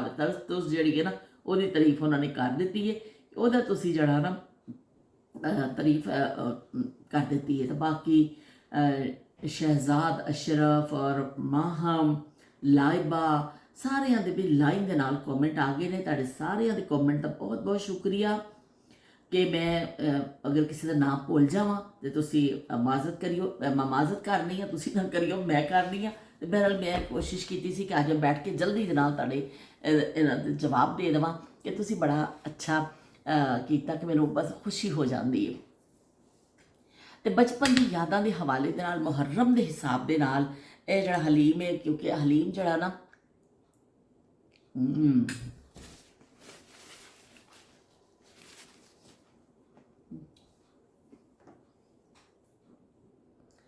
ਤੁਸੀਂ ਕਹੋਗੇ ਕਿੰਨੀ ਨਦੀਦੀ ਹਲੀਮ ਜਿਹੜਾ ਵੇ ਇਹ ਉਰਦੂ ਸਪੀਕਿੰਗ ਲੋਕਾਂ ਵਿੱਚ ਜ਼ਿਆਦਾ ਬਣਦਾ ਵੇ। ਮੈਂ ਨੋਟ ਕੀਤਾ ਕਿ ਸ਼ਾਇਦ ਉਹਨਾਂ ਤੋਂ ਡਿਸ਼, ਲੇਕਿਨ ਇਹ ਵੇ ਕਿ ਬਹਿਰਹਾਲ ਜਦੋਂ ਮੁਹੱਰਮ ਅਲ ਹਰਾਮ ਆਉਂਦਾ ਵੀ ਬਹੁਤ ਬਣਦਾ ਵੇ। ਸਾਡੇ ਬਚਪਨ 'ਚ ਵੀ ਇਸ ਤਰ੍ਹਾਂ ਹੁੰਦਾ ਸੀ, ਲੇਕਿਨ ਉਸ ਜ਼ਮਾਨੇ ਵਿੱਚ ਜ਼ਿਆਦਾਤਰ ਜਿਹੜਾ ਨਾ ਖਤਮ ਦਵਾਇਆ ਜਾਂਦਾ ਸੀ, ਕੋਈ ਵੀ ਚੀਜ਼ ਪਕਾ ਕੇ ਸਾਡੇ ਮਤਲਬ ਜੋ ਘਰਾਂ ਵਿੱਚ ਹੁੰਦਾ ਸੀ ਆਮ, ਪਰ ਖਤਮ ਜ਼ਰੂਰ ਦਵਾਇਆ ਜਾਂਦਾ ਸੀ ਕਿ ਚੀਜ਼ ਪਕਾਈ ਜਾਂਦੀ ਸੀ, ਫਿਰ ਉਹ ਤਕਸੀਮ ਕੀਤੀ ਜਾਂਦੀ ਸੀ ਮੁਖਤਲਿਫ ਘਰਾਂ 'ਚ। ਅਸੀਂ ਬੱਚੇ ਹੁੰਦੇ ਸਾਂ, ਜਾ ਕੇ ਦੇਖ ਕੇ ਆਉਂਦੇ ਸਾਂ, ਅਤੇ ਬੜਾ ਉਹਦਾ ਇਹਤਮਾਮ ਕੀਤਾ ਜਾਂਦਾ ਸੀ। ਔਰ ਸਭ ਤੋਂ ਪਾਣੀ ਦੀਆਂ ਸਬੀਲਾਂ ਲੱਗਦੀਆਂ ਹੁੰਦੀਆਂ ਸਨ। ਮੈਨੂੰ ਅੱਜ ਵੀ ਯਾਦ ਹੈ ਕਿ ਅਸੀਂ ਜਦੋਂ ਛੋਟੇ ਬੱਚੇ ਹੁੰਦੇ ਸਾਂ, ਮੇਰਾ ਕਜ਼ਨ ਹੁੰਦਾ ਸੀ ਅਸਲਮ, ਔਰ ਉਹਨਾਂ ਦੇ ਨਾਲ ਸਾਡੇ ਪੜੋਸ ਵਿੱਚ ਹੁੰਦਾ ਸੀ ਸਈਦ, ਅੱਲਾ ਜੰਨਤ ਨਸੀਬ ਕਰੇ ਸਈਦ ਨੂੰ, ਉਹ ਵੀ ਹੁੰਦਾ ਸੀ। ਔਰ ਅਸੀਂ ਸਾਰੇ ਕਿਸਮ ਬੱਚੇ ਸਾਰੇ ਅਸੀਂ ਜਿਹੜੇ ਗਲੀ ਦੇ ਹੁੰਦੇ ਸਨ ਮਿਲ ਕੇ, ਅਸੀਂ ਵਿੱਚ ਚਵਾਨੀ 88 ਜਮ੍ਹਾਂ ਕਰਨੇ ਹੁੰਦੇ ਸਾਂ। ਔਰ ਫਿਰ ਉਹ ਇੱਕ ਕੜਾ ਜਿਹਾ ਲੈ ਕੇ ਆਉਣਾ, ਔਰ ਇੱਕ ਐਵੇਂ 2 ਡੰਡੀਆਂ ਖੜੀਆਂ ਕਰਕੇ ਐਵੇਂ ਲਾ ਦੇਣੀਆਂ ਪਤੀਆਂ ਜੀਆਂ ਉਹਨਾਂ ਦੇ ਉੱਤੇ, ਕਿ ਪਤਾ ਚੱਲੇ ਵੀ ਸਬੀਲ ਹੈ। ਕਿਉਂਕਿ ਇੰਨੇ ਵਾਫਰ ਪੈਸੇ ਤਾਂ ਸਾਡੇ ਕੋਲ ਨਹੀਂ ਹੁੰਦੇ ਸਨ, ਪਰ ਸਬੀਲ ਅਸੀਂ ਲਾੜਾ ਨਹੀਂ ਭੁੱਲਦੇ ਹੁੰਦੇ ਸਾਂ ਬਚਪਨ ਵਿੱਚ, ਕਿ ਸਬੀਲ ਇੱਕ ਪਾਣੀ ਪੀਓ, ਅਤੇ ਬਸ ਉਹ ਕਰੋ ਘੜਿਆਂ 'ਚੋਂ ਪਾਣੀ ਲਿਆ ਕੇ ਉਹ ਰੱਖ ਦੇਣਾ ਗਲਾਸਾਂ 'ਚ, ਤੇ ਸਭ ਨੂੰ ਪਿਲਾਉਣਾ ਕਿ ਵੀ ਪਾਣੀ ਪੀਓ ਤੁਸੀਂ। ਕਿਉਂਕਿ ਬਚਪਨ ਤੋਂ ਜਿਹੜੀ ਚੀਜ਼ਾਂ ਫਿਰ ਬੱਚੇ ਸੁਣ ਰਹੇ ਹੁੰਦੇ ਨੇ, ਇਰਦ ਗਿਰਦ ਤੋਂ ਜਿਹੜੀ ਚੀਜ਼ਾਂ ਹੋ ਰਹੀਆਂ ਹੁੰਦੀਆਂ ਨੇ ਨਾ, ਉਹ ਫਿਰ ਜ਼ੇਨ ਵਿੱਚ ਹੁੰਦੀਆਂ ਨੇ। ਸਾਡੇ ਬੜੇ ਸਾਨੂੰ ਜਿਸ ਤਰ੍ਹਾਂ ਦੱਸਦੇ ਹੁੰਦੇ ਸਨ ਕਿ ਬਈ ਹਜ਼ਰਤ ਇਮਾਮ ਹੁਸੈਨ ਔਰ ਉਹਨਾਂ ਦੇ ਜਿਹੜੇ ਸਾਥੀ ਸਨ, ਕਿਸ ਤਰ੍ਹਾਂ ਉਹਨਾਂ ਦੀ ਸ਼ਹਾਦਤ ਹੋਈ, ਔਰ ਕਿਸ ਤਰ੍ਹਾਂ ਉਹਨਾਂ ਨੂੰ ਪਾਣੀ ਲਈ ਵੀ ਤਰਸਾਇਆ ਗਿਆ ਚੀਜ਼ਾਂ। ਅਤੇ ਅਸੀਂ ਸਾਰੇ ਉਸ ਵੇਲੇ ਛੋਟੇ ਬੱਚੇ ਹੁੰਦੇ ਸਾਂ, ਅਤੇ ਛੋਟੇ ਬੱਚਿਆਂ ਨੂੰ ਸਾਰੇ ਆਸਾਨ ਅਲਫਾਜ਼ 'ਚ ਚੀਜ਼ਾਂ ਸਮਝਾਈਆਂ ਜਾਂਦੀਆਂ ਨੇ। ਜਿਵੇਂ ਮੈਂ ਹੁਣ ਅੱਜ ਮੁਸਤਫਾ ਯੂਸਫ ਨੂੰ ਸਮਝਾਉਂਦੀ ਹਾਂ ਨਾ ਕੋਈ ਵੀ ਚੀਜ਼ ਨਾ ਬੱਚਿਆਂ ਨੂੰ, ਅਤੇ ਬੜੇ ਆਸਾਨ ਅਲਫਾਜ਼ 'ਚ ਕੋਸ਼ਿਸ਼ ਕਰਨੀ ਹੈ ਕਿ ਉਹਨਾਂ ਨੂੰ ਸਮਝ ਆਵੇ। ਅਤੇ ਇਸ ਲਈ ਸਾਡੇ ਪੈਰੈਂਟਸ ਵੀ ਸਾਨੂੰ ਆਸਾਨ ਅਲਫਾਜ਼ 'ਚ ਦੱਸਦੇ ਹੁੰਦੇ ਸਨ। ਬੜਾ ਸਾਨੂੰ ਦੁੱਖ ਹੁੰਦਾ ਸੀ ਕਿ ਅਸੀਂ ਬਾਰ-ਬਾਰ ਅੰਮੀ ਕੋਲ ਪੁੱਛਣਾ ਹੈ, ਅੰਮੀ ਜੀ ਵਾਕਈ ਇੰਨਾ ਕੋਈ ਕਿਸ ਤਰ੍ਹਾਂ ਪਿਆਸਾ ਰਹਿ ਸਕਦਾ ਵੇ, ਇਹ ਸਭ ਕਿਸ ਤਰ੍ਹਾਂ ਕਿਉਂ ਨਹੀਂ ਦਿੱਤਾ ਪਾਣੀ। ਸਾਡੇ ਬੱਚੇ ਹੁੰਦੇ, ਕਈ ਮੁਖਤਲਿਫ ਸਵਾਲ ਹੁੰਦੇ ਸਨ ਸਾਡੇ, ਅਤੇ ਸਾਡੇ ਪੈਰੈਂਟਸ ਸਾਨੂੰ ਦੱਸਦੇ ਹੁੰਦੇ ਸਨ। ਲੇਕਿਨ ਉਸ ਜ਼ਮਾਨੇ ਵਿੱਚ ਇਸ ਤਰ੍ਹਾਂ ਹੁੰਦਾ ਸੀ ਕਿ ਖਤਮ ਆਉਣਾ ਨਹੀਂ ਭੁੱਲਦੇ ਸਨ, ਜਗ੍ਹਾ ਜਗ੍ਹਾ ਸਬੀਲਾਂ ਲੱਗਦੀਆਂ ਸਨ। ਉਹ ਅੱਜ ਵੀ ਰਵਾਇਤ ਬਰਕਰਾਰ ਨੇ, ਐਸਾ ਨਹੀਂ ਹੈ ਕਿ ਉਹ ਖਤਮ ਹੋ ਗਿਆ ਵੇ, ਅੱਜ ਵੀ ਹੈਗਾ ਵੇ। ਲੇਕਿਨ ਅੱਜ ਬੜੇ ਪੈਮਾਨੇ 'ਤੇ ਹੁੰਦਾ ਹੈ ਕਿ ਲੋਕ ਚੰਦਾ ਜ਼ਿਆਦਾ ਕਰਦੇ ਨੇ, ਜ਼ਿਆਦਾ ਬੜੇ ਲਾਈਟਿੰਗ ਹੁੰਦੀ ਹੈ। ਅਗਰ ਹਲੀਮ ਵੀ ਪੱਕ ਰਹੀ ਹੈ, ਦੇਗਾਂ ਦੇ ਹਿਸਾਬ ਨਾਲ ਪੱਕ ਰਹੀ ਹੈ, ਲੋਕਾਂ ਨੂੰ ਬੁਲਾਇਆ ਜਾ ਰਿਹਾ, ਭੇਜਿਆ ਜਾ ਰਿਹਾ। ਉਹ ਅੱਜ ਕੱਲ੍ਹ ਜ਼ਰਾ ਚੀਜ਼ਾਂ ਚੇਂਜ ਹੋ ਗਈਆਂ ਨੇ, ਲੇਕਿਨ ਬਹਿਰਹਾਲ ਉਹ ਚੀਜ਼ਾਂ ਬਰਕਰਾਰ ਨੇ। ਹਲੀਮ ਪੱਕਦੀ ਸੀ, ਖਾਣੇ ਔਰ ਇਸ ਤਰ੍ਹਾਂ ਖਤਮ ਜ਼ਰੂਰ ਦਵਾਇਆ ਜਾਂਦਾ ਸੀ। ਅਤੇ ਸਾਡੀ ਫੁੱਫੋ ਅੱਲਾ ਜੰਨਤ ਨਸੀਬ ਕਰੇ, ਉਹਨਾਂ ਦਾ ਜਿਹੜਾ ਸੀ ਨਾ ਜਗ੍ਹਾ, ਇੱਕ ਸਾਹਮਣੇ ਉਹਨੇ ਪਲਾਟ ਖਾਲੀ ਸੀ, ਉੱਥੇ ਮੱਝਾਂ ਦਾ ਬਾੜਾ ਸੀ। ਉਹਨਾਂ ਨੇ ਉਹ ਜਗ੍ਹਾ ਸਮਝੋ ਕਿਰਾਏ 'ਤੇ ਦਿੱਤੀ ਹੋਈ ਸੀ। ਉਹ ਫਿਰ ਉਹ ਜਿਹੜਾ ਲਈ ਹੋਈ ਸੀ, ਉਹਨਾਂ ਮੱਝਾਂ ਰੱਖੀਆਂ ਹੋਈਆਂ ਸਨ, ਬਾੜਾ ਸੀ। ਉਹਦੇ ਵਿੱਚ ਫੁੱਫੋ ਦੀਆਂ ਵੀ 1-2 ਮੱਝਾਂ ਨਾਲ ਹੀ ਹੁੰਦੀਆਂ ਸਨ ਕਿ ਵੀ ਘਰ ਵਾਸਤੇ ਦੁੱਧ ਆ ਜਾਏ, ਅਤੇ ਬਾਕੀ ਦੋਧੀ ਜਿਹੜੇ ਸਨ ਨਾ ਉਹ ਆਪਣਾ ਦੁੱਧ ਚੋ ਕੇ ਔਰ ਵੇਚਦੇ ਹੁੰਦੇ ਸਨ। ਪਰ ਉਹਨਾਂ ਦਿਨਾਂ ਵਿੱਚ ਫਿਰ ਖਾਸ ਇੱਕ ਹੁੰਦਾ ਸੀ ਕਿ ਦੁੱਧ ਵਾਲਾ ਸ਼ਰਬਤ, ਉਹ ਅੱਜ ਵੀ ਬਰਕਰਾਰ ਹੈ। ਸਾਨੂੰ ਇੰਨਾ ਸ਼ੌਕ ਹੁੰਦਾ ਸੀ ਕਿ ਅਸੀਂ ਦੁੱਧ ਵਾਲਾ ਸ਼ਰਬਤ ਸਾਰਿਆਂ ਨੂੰ ਪਿਲਾਈਏ। ਉਹ ਘਰਾਂ ਵਿੱਚ ਫਿਰ ਰੂਹ ਅਫਜ਼ਾ ਆਉਣਾ, ਔਰ ਉਹਦੇ ਵਿੱਚ ਫਿਰ ਪਾ ਕੇ ਨਾ ਦੁੱਧ ਵਿੱਚ, ਅਤੇ ਫਿਰ ਉਹਨੂੰ ਬਦਾਮ ਪਿਸਤਾ ਕੱਟ ਕੇ, ਔਰ ਫਿਰ ਉਹ ਘਰਾਂ ਵਿੱਚ ਇਸ ਤਰ੍ਹਾਂ ਗਲਾਸ ਵਿੱਚ ਵੀ ਭੇਜਿਆ ਜਾਂਦਾ ਸੀ ਕਿ ਘਰ ਵਿੱਚ ਦੇ ਕੇ ਆ ਜਾਓ, ਨਹੀਂ ਤਾਂ ਬੱਚਿਆਂ ਨੂੰ, ਗਲੀ ਦੇ ਬੱਚਿਆਂ ਨੂੰ ਜ਼ਰੂਰ ਤਕਸੀਮ ਕੀਤਾ ਜਾਂਦਾ ਸੀ ਕਿ ਤੁਸੀਂ ਆਓ ਪੀਓ। ਅਤੇ ਬੱਚੇ ਬੜੇ ਸ਼ੌਕ ਨਾਲ ਪੀਂਦੇ ਹੁੰਦੇ ਸਨ ਦੁੱਧ ਵਾਲਾ ਸ਼ਰਬਤ। ਇਹ ਵੀ ਮੁਹੱਰਮ ਅਲ ਹਰਾਮ ਦੀ ਇੱਕ ਖਾਸ ਹੁੰਦੀ ਸੀ ਕਿ ਬੱਚਿਆਂ ਨੂੰ ਜ਼ਿਆਦਾ ਤੋਂ ਜ਼ਿਆਦਾ ਪਿਲਾਇਆ ਜਾਏ। ਉਹ ਇੰਨਾ ਅੱਛਾ ਲੱਗਦਾ ਸੀ। ਵੈਸੇ ਅਸੀਂ ਘਰਾਂ ਵਿੱਚ ਆਮ ਪੀਂਦੇ ਹੀ ਹੁੰਦੇ ਸੀ, ਐਸੀ ਗੱਲ ਨਹੀਂ ਸੀ ਕਿ ਅਸੀਂ ਕਦੀ ਪੀਤਾ ਨਹੀਂ ਸੀ, ਲੇਕਿਨ ਐਸੇ ਮੌਕੇ ਹੁੰਦੇ ਨੇ ਜਦੋਂ ਕੋਈ ਇਹਤਮਾਮ ਜਾਂ ਗਲੀ ਵਿੱਚ ਬੱਚੇ ਇਕੱਠੇ ਹੋਏ ਨੇ, ਕੋਈ ਪਿਲਾਉਂਦਾ ਸੀ, ਸਾਨੂੰ ਬੜਾ ਹੀ ਚੰਗਾ ਲੱਗਦਾ ਸੀ ਕਿ ਵੀ ਦੁੱਧ ਵਾਲਾ ਸ਼ਰਬਤ ਆ ਗਿਆ ਜੀ, ਪੀ ਲਵੋ। ਇਸ ਤਰ੍ਹਾਂ ਫਿਰ ਸਾਡਾ ਬਚਪਨ ਗੁਜ਼ਰਿਆ ਕਿ ਅਸੀਂ ਦੇਖਦੇ ਸਾਂ ਆਪਣੇ ਬੜਿਆਂ ਨੂੰ। ਔਰ ਸਭ ਤੋਂ ਜ਼ਿਆਦਾ ਅੱਛੀ ਗੱਲ ਉਸ ਜ਼ਮਾਨੇ ਦੀ ਇਹ ਸੀ, ਸਭ ਤੋਂ ਅੱਛੀ ਗੱਲ ਮੈਨੂੰ ਜਿਹੜੀ ਲੱਗਦੀ ਹੈ ਨਾ, ਕਿ ਜ਼ਮਾਨਾ ਤਾਂ ਖੈਰ ਬਹੁਤ ਬਦਲਿਆ ਵੇ। ਜ਼ਮਾਨਾ ਇੰਨਾ ਬਦਲ ਗਿਆ ਹੈ ਕਿ ਤੁਸੀਂ ਉਹਦਾ ਉਹ ਨਹੀਂ ਕਰ ਸਕਦੇ ਹੋ। ਮੈਨੂੰ ਬਾਜ਼ ਦਫਾ ਅਫਸੋਸ ਵੀ ਹੁੰਦਾ ਵੇ ਕਿ ਕਿੰਨੇ ਅਸੀਂ ਬਦਲ ਗਏ ਹਾਂ, ਇਨਸਾਨ ਕਿੰਨਾ ਬਦਲ ਗਿਆ। ਪਰ ਉਸ ਜ਼ਮਾਨੇ ਵਿੱਚ ਇਸ ਤਰ੍ਹਾਂ ਹੁੰਦਾ ਸੀ, ਯਕੀਨ ਕਰੋ, ਪਤਾ ਨਹੀਂ ਕਿ ਵਾਲ ਆ ਗਿਆ ਮੂੰਹ ਦੇ ਅੱਗੇ ਤੇ ਉਹ ਜ਼ਮਾਨਾ ਐਸਾ ਸੀ ਕਿ ਸਾਡੇ ਵੱਡੇ ਸਾਡੇ ਮੁਹੱਲੇ ਵਿੱਚ ਵੀ ਰਹਿੰਦੇ ਹੁੰਦੇ ਸਨ ਜਿਹੜੇ, ਕੁਛ ਕੀ ਆ ਗਿਆ, ਸ਼ਾਇਦ ਅਦਰਕ ਦਾ ਕੋਈ ਚੀਜ਼ ਹੈ, ਮੈਨੂੰ ਐਸਾ ਫੀਲ ਹੋ ਰਹੀ ਹੈ ਤੇ ਕੋਈ ਇਨਸਾਨੀ ਕਿੰਨਾ ਹੱਸਾਸ ਹੈ, ਹੁਣ ਕੋਈ ਚੀਜ਼ ਫੀਲ ਹੋ ਰਹੀ ਹੈ ਲੇਕਿਨ ਬਾਲ ਨਹੀਂ ਹੈ, ਮੈਨੂੰ ਸ਼ਾਇਦ ਲੱਗ ਰਿਹਾ ਸੀ ਬਾਲ ਹੈ, ਮੇਰਾ ਖਿਆਲ ਅਦਰਕ ਦਾ ਇੱਕ ਰੂਹਾਂ ਜਿਹੜਾ ਹੁੰਦਾ ਹੈ। ਸਾਡੇ ਬੜੇ ਸਾਨੂੰ ਸਿਖਾਉਂਦੇ ਹੁੰਦੇ ਸਨ, ਮਜ਼ਹਬ ਦੇ ਨਾਂ 'ਤੇ ਤੱਕ ਤਫਰੀਕ ਨਹੀਂ ਸੀ। ਸਾਡੇ ਮੁਹੱਲੇ ਵਿੱਚ ਸ਼ੀਆ ਹਜ਼ਰਾਤ ਵੀ ਰਹਿੰਦੇ ਸਨ ਔਰ ਉਹਨਾਂ ਦੀ ਆਪਣੀ ਮਜਾਲਿਸ ਵੀ ਹੁੰਦੀਆਂ ਸਨ, ਉਹ ਆਪਣੀ ਮਜਲਿਸ 'ਚ ਜਾਂਦੇ ਸਨ, ਕਰਦੇ ਸਨ, ਪਰ ਕਦੀ ਕਿਸੇ ਨੇ ਕਿਸੇ ਦੂਸਰੇ ਨੂੰ ਇਸ ਤਰ੍ਹਾਂ ਮਾਰਨ ਦੀ ਕੋਸ਼ਿਸ਼ ਨਹੀਂ ਕੀਤੀ ਸੀ, ਕਦੀ ਕਿਸੇ ਨੂੰ ਉਸ ਤਰ੍ਹਾਂ ਨਹੀਂ ਹੁੰਦਾ ਸੀ। ਹਰ ਕੋਈ ਆਪਣੇ ਹਿਸਾਬ ਦੇ ਨਾਲ ਜੋ ਕਰਦਾ ਸੀ, ਉਹ ਉਹਨਾਂ ਦਾ ਆਪਣਾ ਇੱਕ ਵੇ, ਜਿਸ ਤਰ੍ਹਾਂ ਅੰਦਾਜ਼ ਹੈ ਜੋ ਆਪਣਾ ਸੋਗ ਮਨਾਉਂਦੇ ਨੇ, 10 ਰੋਜ਼ਾ ਸੋਗ ਸਾ। ਔਰ ਸਾਡੇ ਵੀ ਇਸ ਤਰ੍ਹਾਂ ਹੀ ਸੀ ਕਿ ਨਬੀ ਦੇ ਨਵਾਸੇ ਨੇ ਤੇ ਉਹ ਦੁੱਖ ਜਾਂ ਤਕਲੀਫ ਘੱਟ ਨਹੀਂ ਹੁੰਦਾ। ਬਹਿਰਹਾਲ ਕੋਈ ਕਿਸੇ ਨੂੰ ਦੂਸਰੇ ਨੂੰ ਡਿਸਟਰਬ ਨਹੀਂ ਕਰਦਾ ਸੀ। ਤੇ ਇਸ ਤਰ੍ਹਾਂ ਕੀ ਕਹਿੰਦੇ ਨੇ ਹੁਣ ਫਿਰ ਉਹ ਟੈਲੀਵਿਜ਼ਨ 'ਤੇ ਵੀ ਬੜੇ ਆਉਂਦੇ ਹੁੰਦੇ ਸਨ, ਨੋਹੇ ਪੜ੍ਹੇ ਜਾਂਦੇ ਸਨ ਔਰ ਜਿਹੜਾ ਆਉਂਦੇ ਸਨ ਸ਼ਾਮੇ ਗਰੀਬਾਂ। ਸ਼ਾਮੇ ਗਰੀਬਾਂ ਇੰਨਾ ਜ਼ਬਰਦਸਤ ਹੁੰਦਾ ਸੀ, ਅਲਾਮਾ ਤਾਲਿਬ ਜੌਹਰੀ ਔਰ ਨਸੀਰੁद्दीन ਤਰਾਬੀ, ਇਹ ਲੋਕ ਬੜੇ ਨਾਂ ਸਨ ਕਿ ਇਹਨਾਂ ਦਾ ਫਿਰ ਸੁਣਦੇ ਸਨ, ਅਸੀਂ ਖੁਦ ਬੈਠ ਕੇ ਸੁਣਦੇ ਹੁੰਦੇ ਸਨ। ਸਾਡੇ ਅੱਬੂ ਨੂੰ ਬੜਾ ਇਹਤਮਾਮ ਹੁੰਦਾ ਸੀ ਕਿ ਉਹਨਾਂ ਨੂੰ ਕਹਿਣਾ ਕਿ ਚਲੋ ਜੀ ਆ ਜਾਓ, ਸ਼ਾਮੇ ਗਰੀਬਾਂ ਹੋਣ ਵਾਲਾ ਵੇ। ਕਰਬਲਾ ਦਾ ਪੂਰਾ ਮੰਜ਼ਰ ਪੇਸ਼ ਕੀਤਾ ਜਾਂਦਾ ਸੀ ਔਰ ਕਰਬਲਾ ਦਾ ਦੱਸਿਆ ਜਾਂਦਾ ਸੀ ਔਰ ਫਿਰ ਕਿਹੜੀ ਅੱਖ ਸੀ ਜਿਹ 'ਚ ਆਂਸੂ ਨਹੀਂ ਆਉਂਦਾ ਸੀ। ਤੇ ਇਸ ਤਰ੍ਹਾਂ ਸ਼ਾਮੇ ਗਰੀਬਾਂ ਤੋਂ ਪਹਿਲੋਂ ਦਿਨ ਭਰ 'ਤੇ ਆਈ ਤਕਸੀਮ ਦਾ ਸਿਲਸਿਲਾ ਸ਼ੁਰੂ ਹੁੰਦਾ ਸੀ ਕਿ ਹਰ ਘਰ 'ਚ ਖਤਮ ਹੋਣਾ ਵੇ, ਦੂਸਰੇ ਦੇ ਘਰ ਭੇਜਿਆ ਜਾਣਾ ਖਤਮ ਦਵਾ ਕੇ, ਕਿਸੇ ਨੇ ਕੋਈ ਸ਼ੈ ਪਕਾਈ ਹੈ, ਕਿਸੇ ਨੇ ਕੋਈ, ਲੇਕਿਨ ਲੋਕ ਭੁੱਲਦੇ ਨਹੀਂ ਸਨ ਇਸ ਦਿਨ ਨੂੰ। ਔਰ ਉਸ ਤੋਂ ਬਾਅਦ ਫਿਰ ਜਿਹੜਾ ਸ਼ਾਮ ਹੋਣੀ ਨਾ, ਤੇ ਸਾਡਾ ਸਊਦਾਬਾਦ ਤੋਂ ਬਹੁਤ ਬੜਾ ਇੱਕ ਤਾਜ਼ੀਆਂ ਦਾ ਜਾਂਦਾ ਹੁੰਦਾ ਸੀ ਜਲੂਸ, ਤਾਜ਼ੀਏ ਗੁਜ਼ਰਦੇ ਹੁੰਦੇ ਸਨ। ਸਾਨੂੰ ਬੜੀ ਬੇਚੈਨੀ ਹੋਣੀ, ਅਸੀਂ ਅੱਬੂ ਨੂੰ ਕਹਿਣਾ, ਅੱਬੂ ਜੀ ਸਾਨੂੰ ਛੇਤੀ ਲੈ ਚਲੋ, ਅਸੀਂ ਤਾਜ਼ੀਏ ਦੇਖਣੇ ਨੇ, ਅੱਬੂ ਜੀ ਛੇਤੀ ਲੈ ਚਲੋ, ਅਸੀਂ ਤਾਜ਼ੀਏ ਦੇਖਣੇ ਨੇ। ਅੱਬੂ ਨੇ ਕਹਿਣਾ ਉਹ ਆਉਣ ਤੇ ਸਹੀ ਨਾ, ਜਦੋਂ ਹਲੇ ਉਹਨਾਂ ਨੇ ਉੱਥੋਂ ਚੱਲਣਾ ਵੀ, ਜਦੋਂ ਤੱਕ ਪਹੁੰਚਣਗੇ ਮੈਂ ਲੈ ਜਾਵਾਂਗਾ ਤੁਹਾਨੂੰ। ਫਿਰ ਸਾਡੇ ਅੱਬੂ ਨੇ ਸਾਨੂੰ, ਅਸੀਂ ਪੈਦਲ ਚੱਲ ਕੇ ਜਾਣਾ, ਇੰਨਾ ਜਲੂਸ ਹੁੰਦਾ ਸੀ ਮੁਹੱਰਮ ਦਾ ਔਰ ਅਸੀਂ ਉੱਥੇ ਖੜੇ ਹੋ ਕੇ ਤਾਜ਼ੀਏ ਦੇਖਣੇ। ਉਹ ਨਾਲ ਉਹ ਗੁਜ਼ਰਦੇ ਜਾਣੇ ਔਰ ਫਿਰ ਸਾਡੇ ਅੱਬੂ ਨੇ ਸਾਨੂੰ ਦੱਸਦੇ ਜਾਣਾ ਕਿ ਇਸ ਚੀਜ਼ ਦਾ ਵੀ ਇਸ ਤਰ੍ਹਾਂ ਘੋੜਾ ਹੁੰਦਾ ਸੀ ਔਰ ਜੋ ਮੁਖਤਲਿਫ ਚੀਜ਼ਾਂ, ਤੇ ਉਹ ਸਾਨੂੰ ਸਾਰਾ ਦੱਸਣਾ। ਤੇ ਜਦੋਂ ਤਾਜ਼ੀਏ ਮੁੱਕ ਜਾਣੇ, ਹੌਲੀ ਹੌਲੀ ਅੱਗੇ ਟੁਰ ਜਾਣਾ ਉਹਨਾਂ ਨੇ, ਤੇ ਫਿਰ ਅਸੀਂ ਘਰ ਆ ਜਾਣਾ। ਘਰ ਆਉਂਦੀ ਜਲਦੀ ਵੀ ਖਾਣਾ ਛਾਣਾ ਖਾਓ, ਕਰੋ ਜੋ ਕਰਨਾ। ਸ਼ਾਮੇ ਗਰੀਬਾਂ ਦੀ ਤਿਆਰੀ ਹੋ ਜਾਂਦੀ ਸੀ। ਉਹ ਸ਼ਾਮੇ ਗਰੀਬਾਂ ਜਿਹੜਾ ਆਖਰੀ ਜਿਹੜਾ ਆਈਟਮ ਹੁੰਦਾ ਸੀ ਨਾ, ਕਿਉਂਕਿ ਪੂਰਾ ਦਿਨ ਉਹੀ ਵਗੈਰਾ ਚੱਲਦੇ ਸਨ ਹੋਰ ਚੀਜ਼ਾਂ, ਲੇਕਿਨ ਸ਼ਾਮੇ ਗਰੀਬਾਂ ਫਿਰ ਐਂਡ ਚੱਲਦਾ ਸੀ। ਬਸ ਫਿਰ ਕੱਪੜਾ ਵੇਚ ਜਾਣਾ, ਸਾਰਿਆਂ ਨੇ ਦਰੀਆਂ 'ਤੇ ਬੈਠ ਜਾਣਾ ਔਰ ਸ਼ਾਮੇ ਗਰੀਬਾਂ ਸੁਣਨਾ। ਐਸੀ ਮੰਜ਼ਰ ਕਸ਼ੀ ਹੁੰਦੀ ਸੀ ਔਰ ਇਸ ਤਰ੍ਹਾਂ ਹੁੰਦਾ ਸੀ, ਬੜਾ ਚੰਗਾ ਲੱਗਦਾ ਸੀ।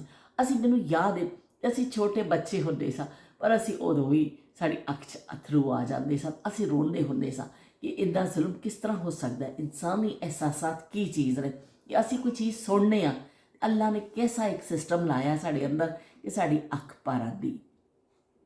ਕੋਈ ਵੀ ਅਸੀਂ ਬਾਜ਼ ਦਫਾ ਖੁਸ਼ੀ ਦੇ ਮੌਕੇ 'ਤੇ ਵੀ ਅੱਖ ਭਰ ਆਉਂਦੀ, ਲੇਕਿਨ ਦੁੱਖ ਦੀ ਕੋਈ ਵੀ ਗੱਲ ਸੁਣੋ, ਕਿਸੇ ਦਾ ਫੀਲ ਕਰੋ, ਕਿਸੇ ਨੂੰ ਮਹਿਸੂਸ ਕਰੋ ਕਿਸੇ ਦੁੱਖ ਨੂੰ, ਤੇ ਤੁਹਾਡੀ ਅੱਖ ਭਰ ਆਉਂਦੀ ਹੈ। ਤੇ ਬੜਾ ਜੀ ਉਹ ਟਾਈਮ ਬੜਾ ਅੱਛਾ ਸੀ ਕਿ ਲੋਕ ਆਪਸ ਪਿਆਰ ਮੁਹੱਬਤ ਨਾਲ ਰਹਿੰਦੇ ਸਨ, ਇਸ ਤਰ੍ਹਾਂ ਇਹ ਤਫਰੀਕ ਨਹੀਂ ਸੀ। ਹੁਣ ਮੈਂ ਦੇਖਨੀ ਆ ਜਿਨ੍ਹਾਂ ਮੁਹੱਲਿਆਂ 'ਚ ਅਸੀਂ ਰਹਿੰਦੇ ਸਾਂ, ਅਸੀਂ ਜਾਣਦੇ ਹਾਂ, ਹੁਣ ਖਾਸੀ ਹੱਦ ਅਕੀਦਿਆਂ ਦੇ ਹਿਸਾਬ ਨਾਲ ਵੀ ਮੁਖਤਲਿਫ ਚੀਜ਼ਾਂ ਦੇ ਹਿਸਾਬ ਨਾਲ ਸਾਡਾ ਮਾਸ਼ਰਾ ਜਿਹੜਾ ਬੜਾ ਪਸਤੀ ਦਾ ਸ਼ਿਕਾਰ ਹੋ ਗਿਆ। ਬੜੇ ਅਫਸੋਸ ਦੇ ਨਾਲ ਇਹ ਗੱਲ ਕਹਿਣੀ ਪੈਂਦੀ ਹੈ ਕਿ ਇਨਸਾਨ ਦੂਸਰੇ ਨੂੰ ਇਨਸਾਨ ਨਹੀਂ ਸਮਝਦਾ, ਬਸ ਸਮਝਦਾ ਕਿ ਮੈਂ ਇਨਸਾਨ ਹਾਂ, ਦੂਸਰਾ ਇਨਸਾਨ ਨਹੀਂ ਹੈ, ਉਹਦੇ 'ਤੇ ਮੈਂ ਜੋ ਮਰਜ਼ੀ ਕਰ ਦੇਵਾਂ। ਹਾਲਾਂਕਿ ਸਾਡੇ ਬੜੇ ਕਹਿੰਦੇ ਹੁੰਦੇ ਸਨ ਕਿ ਇਸ ਤਰ੍ਹਾਂ ਜਦੋਂ ਤੁਸੀਂ ਇੱਕ ਉਂਗਲ ਦਾ ਇਸ਼ਾਰਾ ਕਿਸੇ ਵੱਲ ਕਰਦੇ ਹੋ ਨਾ, ਤੁਹਾਡੀਆਂ ਬਾਕੀ ਉਂਗਲਾਂ ਤੁਹਾਡੇ ਆਪਣੇ ਵੱਲ ਇਸ਼ਾਰਾ ਕਰ ਰਹੀਆਂ ਹੁੰਦੀਆਂ ਨੇ, ਕਿ ਤੁਹਾਡੇ ਵੱਲ ਇਸ਼ਾਰਾ ਕਰ ਰਹੀਆਂ ਹੁੰਦੀਆਂ ਨੇ ਕਿ ਤੁਸੀਂ ਕਿਸੇ ਵੱਲ ਇੱਕ ਉਂਗਲ ਕਰਦੇ ਹੋ ਨਾ, ਤੇ ਬਾਕੀ ਉਂਗਲਾਂ ਤੁਹਾਡੇ ਵੱਲ ਹੁੰਦੀਆਂ। ਪਰ ਇਹ ਵੀ ਕਿ ਇਹ ਬੜੀਆਂ ਬਰੀਕ ਦੀਆਂ ਗੱਲਾਂ ਸਨ ਔਰ ਇਸ ਤਰ੍ਹਾਂ ਹੁਣ ਉਹ ਜ਼ਮਾਨੇ ਨਹੀਂ ਰਹੇ। ਹੁਣ ਬਹੁਤ ਜ਼ਿਆਦਾ ਮੈਂ ਦੇਖਦੀ ਹਾਂ ਕਿ ਮਜ਼ਹਬ ਦੇ ਨਾਂ 'ਤੇ ਕਤਲ ਤੱਕ ਹੋ ਰਹੇ ਨੇ, ਜਾਨ ਤੋਂ ਮਾਰਨ ਤੋਂ ਇਨਸਾਨ ਨਹੀਂ ਕਰਦਾ। ਕਿ ਉਹ ਜਿਹੜਾ ਅਸੀਂ ਯਜ਼ੀਦ ਨੂੰ ਕਹਿੰਦੇ ਹਾਂ ਕਿ ਯਜ਼ੀਦ ਨੇ ਮਾਰਿਆ ਔਰ ਉਹਨਾਂ ਨੇ ਸ਼ਹੀਦ ਕੀਤਾ ਇਹਨਾਂ ਨੂੰ, ਔਰ ਜੋ ਕਰਬਲਾ ਦਾ ਮੈਦਾਨ 'ਚ ਜੋ ਜ਼ੁਲਮ ਹੋਇਆ ਸਭ ਕੁਛ, ਤੇ ਉਹ ਸਾਰਾ ਮੰਜ਼ਰ ਕਸ਼ੀ ਔਰ ਉਸ ਤੋਂ ਫਿਰ ਕਸ਼ੀਦਗੀ ਕਰਕੇ ਮੁਖਤਲਿਫ ਲੋਕ, ਮੁਖਤਲਿਫ ਹਜੂਮ ਗਰੋਹ ਉਹ ਇੱਕ ਦੂਸਰੇ ਨੂੰ ਮਾਰਨਾ ਸ਼ੁਰੂ ਹੋ ਗਏ ਨੇ। ਤੇ ਇਹ ਪਤਾ ਨਹੀਂ ਕੈਸੀ ਤਾਲੀਮਾਤ ਦਾ ਅਸਰ ਲੈਂਦੇ ਨੇ ਕਿ ਇਹ ਬੜੇ ਅਫਸੋਸ ਦੇ ਨਾਲ ਮੈਨੂੰ ਇਹ ਕਹਿਣਾ ਪੈਂਦਾ ਵੇ। ਤੇ ਮੈਨੂੰ ਬੜਾ ਦਿਲ ਦੁਖਦਾ ਵੇ ਉਸ ਟਾਈਮ ਕਿ ਜਦੋਂ ਸਾਡੇ ਮਾਂ-ਬਾਪ ਪੜ੍ਹੇ ਲਿਖੇ ਨਹੀਂ ਸਨ। ਯਕੀਨ ਕਰੋ ਮੈਂ 100 ਦਫਾ ਹਰੇ ਗੱਲ ਕਹਿ ਚੁੱਕੀ ਹਾਂ ਕਿ ਸਾਡੇ ਮਾਂ-ਬਾਪ ਪੜ੍ਹੇ ਲਿਖੇ ਤਾਂ ਨਹੀਂ ਸਨ, ਪਰ ਕਦੀ ਨਫ਼ਰਤ ਨਹੀਂ ਸਿਖਾ ਕੇ ਗਏ। ਅੱਲਾਹ ਪਾਕ ਉਹਨਾਂ ਸਾਰੇ ਲੋਕਾਂ ਨੂੰ ਜੰਨਤਾਂ ਵਿੱਚ ਘਰ ਦੇਵੇ ਕਿ ਜਿਹੜੇ ਇਨਸਾਨੀਅਤ ਦੀ ਗੱਲ ਕਰਕੇ ਗਏ, ਜਿਹੜੇ ਆਪਣੇ ਬੱਚਿਆਂ ਨੂੰ ਅੱਛੀ ਗੱਲ ਸਿਖਾ ਕੇ ਗਏ, ਜਿਹੜੇ ਨਫ਼ਰਤ ਉਹ ਨਹੀਂ ਬੋਂਦੇ ਸਨ, ਉਹ ਮੁਹੱਬਤ ਦਾ ਪ੍ਰਚਾਰ ਕਰਦੇ ਸਨ ਉਹ ਲੋਕ। ਤੇ ਉਹ ਕੀ ਕਹਿੰਦੇ ਨੇ, ਨਬੀ ਦੀ ਤਾਲੀਮਾਤ ਕੀ ਨੇ? ਨਬੀ ਦੀ ਤਾਲੀਮਾਤ ਵੀ ਨੇ ਇੱਕ ਮੁਹੱਬਤ ਨਾਲ ਉਹਨਾਂ ਨੇ ਫੈਲਾਇਆ ਇਸਲਾਮ ਨੂੰ। ਖੁਦ ਤੇ ਪੱਥਰ ਖਾਦੇ ਪਰ ਕਿਸੇ ਨੂੰ ਅੱਗੋਂ ਵੱਟਾ ਚੁੱਕ ਕੇ ਮਾਰਿਆ ਨਹੀਂ। ਉਹਨਾਂ ਨੇ ਕਿਸੇ ਨੂੰ ਖੁਦ ਲਹੂ ਲਹਾਨ ਹੋਏ ਪਰ ਕਿਸੇ ਦੂਸਰੇ ਨੂੰ ਲਹੂ ਲਹਾਨ ਨਹੀਂ ਕੀਤਾ। ਸਾਡਾ ਮਜ਼ਹਬ ਤੇ ਇਹ ਕਹਿੰਦਾ ਕਿ ਇੱਕ ਪਰਿੰਦਾ ਵੀ ਅਗਰ ਥੱਲੇ ਡਿੱਗ ਪਿਆ ਵੇ, ਉਹ ਜ਼ਖਮੀ ਹੋ ਗਿਆ ਵੇ ਜਾਂ ਉਹ ਕੁਛ ਉਹਨੂੰ ਵੀ ਚੁੱਕ ਕੇ ਕਿਤੇ ਇੱਕ ਪਾਸੇ ਕਰ ਦੇਵੋ। ਕੋਈ ਜਾਨਵਰ ਵੀ ਪਿਆਸਾ ਵੇ ਤਾਂ ਉਹਨੂੰ ਪਾਣੀ ਪਿਲਾ ਦਿਓ। ਰਸਤੇ 'ਚ ਪਿਆ ਇੱਕ ਪੱਥਰ ਹੈ, ਉਹਨੂੰ ਵੀ ਚੁੱਕ ਦੇਵੋ ਕਿ ਠੇਡਾ ਨਾ ਕਿਸੇ ਨੂੰ ਲੱਗ ਜਾਵੇ। ਪਰ ਅੱਜ ਉਹ ਗੱਲਾਂ ਨਹੀਂ ਨੇ। ਅੱਜ ਇਨਸਾਨ ਦਾ ਦੁਸ਼ਮਣ। ਤੁਸੀਂ ਦੇਖੋ ਕਿੰਨੀ ਕਤਲੋ ਗਾਰਤਗਰੀ ਹੋ ਰਹੀ ਹੈ ਕਿ ਇਹ ਚੀਜ਼ਾਂ ਦੇਖਦੇ ਹਾਂ ਅਸੀਂ, ਮੁਖਤਲਿਫ ਵੀਡੀਓਜ਼ ਦੇਖਦੇ ਹਾਂ, ਮੁਖਤਲਿਫ ਅਸੀਂ ਇਹ ਚੀਜ਼ਾਂ ਦੇਖਦੇ ਹਾਂ ਤਾਂ ਬੜਾ ਦਿਲ ਦੁਖਦਾ ਵੇ ਕਿ ਇਨਸਾਨ ਕਿੰਨੀ ਪਸਤੀ 'ਚ ਗਿਰ ਗਿਆ। ਅੱਲਾਹ ਪਾਕ ਨੇ ਉਹਨੂੰ ਅਸ਼ਰਫੁਲ ਮਖਲੂਕਾਤ ਬਣਾਇਆ ਔਰ ਉਹਨੂੰ ਅਕਲ ਦਿੱਤੀ ਔਰ ਉਹਨੂੰ ਦੱਸਿਆ ਕਿ ਤੂੰ ਮੇਰੀ ਸਾਰੀ ਮਖਲੂਕ ਨਾਲੋਂ ਉੱਪਰ ਹੈ, ਤੂੰ ਸਭ ਤੋਂ ਚੰਗੀ ਮੇਰੀ ਮਖਲੂਕ ਵਿੱਚੋਂ। ਜ਼ੁਬਾਨ ਅਤਾ ਕੀਤੀ, ਅਕਲ ਅਤਾ ਕੀਤੀ। ਸਭ ਤੋਂ ਬੜੀ ਕਿ ਅਕਲ ਜਦੋਂ ਦਿੱਤੀ ਗਈ ਇਨਸਾਨ ਨੂੰ, ਬਾਕੀ ਅੱਖਾਂ, ਨੱਕ, ਕੰਨ, ਖਾਣ ਪੀਣ ਦੀ ਹਿੱਸ, ਇਹ ਸਭ ਜਾਨਦਾਰਾਂ ਦੇ ਕੋਲ ਹੈਗੀ। ਇਨਸਾਨ ਨੂੰ ਅੱਲਾ ਨੇ ਅਕਲ ਦਿੱਤੀ ਲੇਕਿਨ ਉਹ ਆਪਣੀ ਅਕਲ ਨੂੰ ਇਸਤੇਮਾਲ ਕਰਨਾ ਭੁੱਲ ਗਿਆ ਸ਼ਾਇਦ, ਕਿ ਉਹ ਹੁਣ ਨਫ਼ਰਤ ਹੋ ਰਿਹਾ ਪੂਰੀ ਦੁਨੀਆ ਵਿੱਚ ਹੀ। ਤੁਸੀਂ ਦੇਖੋ ਕਿ ਸਾਡੇ ਮੁਲਕ ਤੋਂ ਇਲਾਵਾ ਵੀ ਪੂਰੀ ਦੁਨੀਆ 'ਚ ਦੇਖੋ ਨਫ਼ਰਤ ਜ਼ਿਆਦਾ ਫੈਲ ਰਹੀ ਹੈ ਬਨਿਸਬਤ ਮੁਹੱਬਤ ਦੇ ਜਾਂ ਅਮਨ ਦੇ। ਇਹ ਚੀਜ਼ਾਂ ਜ਼ਿਆਦਾ ਫੈਲ ਰਹੀਆਂ ਨੇ ਤੇ ਜ਼ਾਹਿਰ ਇਹ ਅਸੀਂ ਮੈਂ ਤਾਂ ਨਹੀਂ ਕੰਟਰੋਲ ਕਰ ਸਕਦੀ ਹਾਂ। ਹਰ ਬੰਦਾ ਆਪਣੇ ਤੌਰ 'ਤੇ ਸੋਚੇ ਨਾ ਕਿ ਮੈਂ ਇਹ ਨਹੀਂ ਕਰਨਾ ਤੇ ਉਹ ਫਿਰ ਹੀ ਸੁਧਾਰ ਆ ਸਕਦਾ ਵਾ। ਲੇਕਿਨ ਨਹੀਂ, ਮੈਂ ਬੜੇ ਅਫਸੋਸ ਤੇ ਯਕੀਨ ਮੰਨੋ ਅੱਜ ਮੈਂ ਬੜੀ ਉਦਾਸ ਹਾਂ। ਮੇਰੇ ਅੰਦਰੋਂ ਦਿਲ 'ਚ ਨਾ ਜਿਵੇਂ ਇੱਕ ਹੁੰਦਾ ਹੈ ਕਿ ਮੈਂ ਬਾਅਦ ਐਸੀਆਂ ਚੀਜ਼ਾਂ ਪੜ੍ਹਨੀਆਂ, ਐਸੀਆਂ ਪੋਸਟਾਂ ਪੜ੍ਹਨੀਆਂ ਜਾਂ ਕਿਤੇ ਸੋਸ਼ਲ ਮੀਡੀਆ 'ਤੇ ਐਸੀਆਂ ਚੀਜ਼ਾਂ ਆਉਂਦੀਆਂ ਨੇ, ਇੱਕ ਦੂਸਰੇ ਨੂੰ ਗਾਲੀਆਂ ਦਿੱਤੀਆਂ ਜਾਂਦੀਆਂ ਨੇ, ਇੱਕ ਦੂਸਰੇ ਨੂੰ ਪਤਾ ਨਹੀਂ ਕੀ ਕੁਛ ਕਿਹਾ ਜਾਂਦਾ ਵਾ ਉਹ ਨਬੀ ਦੇ ਨਾਂ 'ਤੇ, ਉਹਦੇ ਨਵਾਸੀਆਂ ਦੇ ਨਾਂ 'ਤੇ, ਔਰ ਉਹਨਾਂ ਦੇ ਉਹ ਕਰਕੇ ਉਹਨਾਂ ਦੇ ਅਸੀਂ ਕਹਿੰਦੇ ਅਸੀਂ ਚਾਹਣ ਵਾਲੇ ਹਾਂ, ਅਸੀਂ ਉਹਨਾਂ ਦੇ ਮੰਨਣ ਵਾਲੇ ਹਾਂ, ਸਾਨੂੰ ਉਹਨਾਂ ਨਾਲ ਪਿਆਰ ਹੈ। ਅਸੀਂ ਉਹ ਹਰਕਤਾਂ ਕਰਨੇ ਆ ਕਿ ਜਿਹਦਾ ਸ਼ਾਇਦ ਕੋਈ ਸ਼ੁਮਾਰ ਹੀ ਨਹੀਂ, ਸ਼ਾਇਦ ਕੋਈ ਮਿਸਾਲ ਨਹੀਂ। ਇਸ ਕਦਰ ਅਸੀਂ ਗਿਰ ਚੁੱਕੇ ਹਾਂ ਬਸਤੀਆਂ ਵਿੱਚ ਕਿ ਜਿਨ੍ਹਾਂ ਦਾ ਅਸੀਂ ਜ਼ਿਕਰ ਕਰਨੇ ਆ, ਜਿਨ੍ਹਾਂ ਤੇ ਫਖਰ ਕਰਨੇ ਆ, ਉਹ ਉਹਨਾਂ ਨੂੰ ਮਤਲਬ ਅਸੀਂ ਕਿੰਨਾ ਇਸ ਤਰ੍ਹਾਂ ਕਰਕੇ ਦੁੱਖ ਪਹੁੰਚਾਉਂਦੇ ਹਾਂ। ਬਹਿਰਹਾਲ ਇਹ ਵੇ ਕਿ ਇਹ ਬਚਪਨ ਦੀਆਂ ਯਾਦਾਂ ਦੇ ਹਵਾਲੇ ਨਾਲ ਤਾਂ ਬਹੁਤ ਸਾਰੀਆਂ ਗੱਲਾਂ ਨੇ ਕਿ ਤਾਜ਼ੀਏ ਵੀ ਅਸੀਂ ਦੇਖਣ ਜਾਂਦੇ ਸਾਂ ਅਤੇ ਸਬੀਲਾਂ ਵੀ ਲੱਗਦੀਆਂ ਸਨ ਅਤੇ ਬਾਕੀ ਚੀਜ਼ਾਂ ਵੀ ਹੁੰਦੀਆਂ ਸਨ। ਉਹ ਸਾਰੀਆਂ ਚੀਜ਼ਾਂ ਬਰਕਰਾਰ ਨੇ। ਤੇ ਸਭ ਤੋਂ ਅੱਛਾ ਮੈਨੂੰ, ਮੈਂ ਹੁਣ ਵੀ ਤੁਹਾਨੂੰ ਕਹਿ ਰਹੀ ਹਾਂ ਕਿ ਮੈਨੂੰ ਸ਼ਾਮੇ ਗਰੀਬਾਂ ਲੱਗਦਾ ਹੁੰਦਾ ਸੀ। ਸ਼ਾਮੇ ਗਰੀਬਾਂ ਸੁਣਨਾ ਅਤੇ ਉਹ ਬੜਾ ਅੱਛਾ ਲੱਗਦਾ ਹੁੰਦਾ ਸੀ। ਮੈਂ ਦੇਖਦੀ ਸਾਂ ਮੇਰਾ ਵਾਲਿਦ ਬੈਠੇ ਨੇ ਉਹ ਵੀ ਰੋ ਰਹੇ ਨੇ, ਮੇਰੀ ਵਾਲਦਾ ਬੈਠੀ ਹੈ ਉਹ ਵੀ ਰੋ ਰਹੇ ਨੇ, ਜਿੰਨੇ ਲੋਕ ਆਏ ਨੇ ਸਾਡੇ ਘਰ ਟੀ ਵੀ ਦੇਖਣ ਆਉਂਦੇ ਸਮੇਂ ਸਭ ਦੀ ਅੱਖ ਵਿੱਚ ਆਂਸੂ ਆਉਂਦਾ ਸੀ। ਮੇਰੇ ਪੱਪਾ ਜੀ ਹੁੰਦੇ ਸਨ, ਪੱਪੂ ਹੁੰਦੇ ਸਨ, ਸਭ ਲੋਕ ਆਉਂਦੇ ਸਨ ਕਿ ਸ਼ਾਮੇ ਗਰੀਬਾਂ ਅਸੀਂ ਸੁਣੀਏ। ਉਹ ਕਰਬਲਾ ਦਾ ਮੰਜ਼ਰ ਪੇਸ਼ ਕੀਤਾ ਜਾਂਦਾ ਸੀ। ਉਦੋਂ ਇਸ ਕਿਸਮ ਦੀਆਂ ਚੀਜ਼ਾਂ ਨਹੀਂ ਹੁੰਦੀਆਂ ਸਨ, ਸਿਰਫ ਉਹ ਮੰਜ਼ਰ ਕਸ਼ੀ ਕੀਤੀ ਜਾਂਦੀ ਸੀ। ਨਾ रो ज़ैनब ना रो, हो मेरे जिगर के टुकड़े ना रो, ना रो ज़ैनब ना रो, हो मेरे जिगर के टुकड़े ना रो। मैं कैसे ना रो बाबा, मैं उजड़ गई बाबा, मैं कैसे ना रो बाबा, मैं उजड़ गई बाबा। ना रो ज़ैनब ना रो, हो मेरे जिगर के टुकड़े ना रो। ते ना रो ज़ैनब ना रो, ओ मेरे जिगर के टुकड़े ना रो। ਉਹ ਲੋਕ ਉਹ ਜਿਹੜੀਆਂ ਹਸਤੀਆਂ ਨੇ, ਉਹ ਜੋ ਕੁਛ ਮਿਸਾਲ ਕਾਇਮ ਕਰ ਗਏ, ਉਹ ਜੋ ਤਕਲੀਫਾਂ ਉਠਾ ਗਏ, ਅੱਤ ਦੀ ਉਹਨਾਂ ਦਾ ਨਾਂ ਅੱਜ ਜ਼ਿੰਦਾ ਵਾ।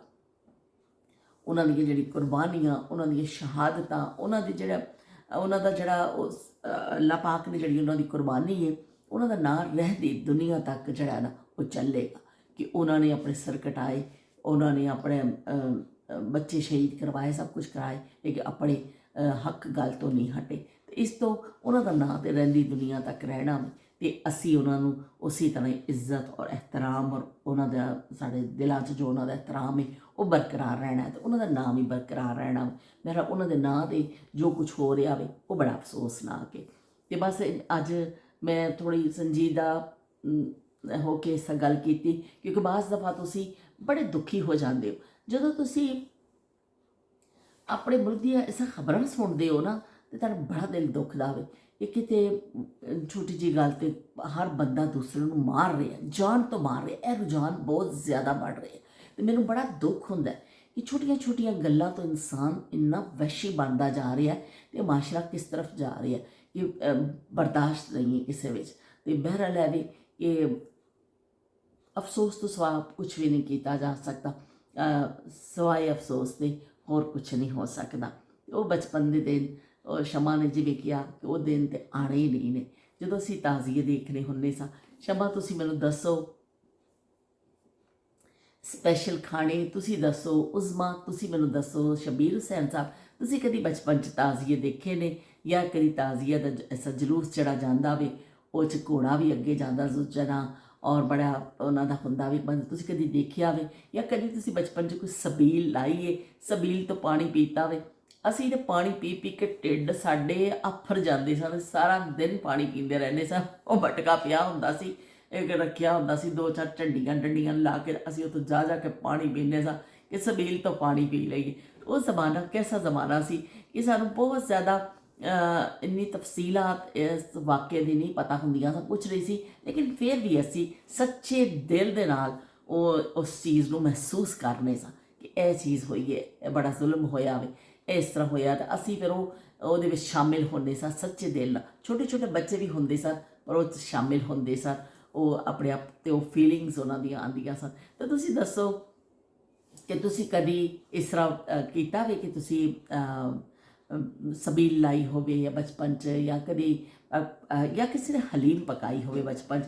ਹਲੀਮ ਸਾਡੇ ਘਰ ਕਦੀ ਨਹੀਂ ਬਣੀ ਸੀ। ਸਾਡੇ ਜਿਹੜੇ ਉਰਦੂ ਸਪੀਕਿੰਗ ਸਾਡੇ ਮੁਹੱਲੇ 'ਚ ਲੋਕ ਰਹਿੰਦੇ ਸਨ ਉਹਨਾਂ ਦੇ ਘਰ ਬਣਦੀ ਸੀ, ਅਸੀਂ ਬੜੇ ਸ਼ੌਕ ਨਾਲ ਖਾਂਦੇ ਸਾਂ। ਹੁਣ ਤੇ ਬਾਜ਼ਾਰ ਵਿੱਚ ਦਸਤਿਆਬ ਹੈ।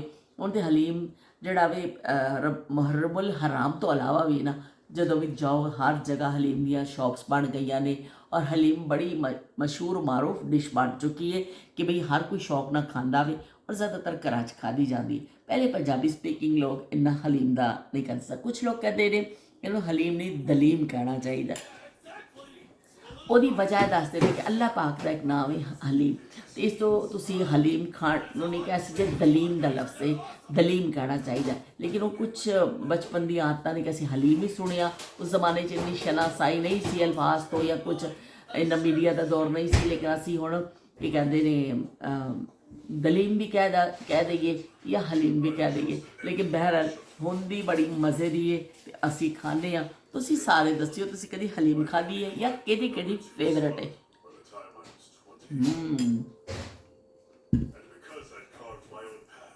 सोनियो इधर आओ। सोनियो क्या कर रहे हो? चॉकलेट कितने खाओगे चॉकलेट? ना मुझे भी खिलाओ थोड़ा सा।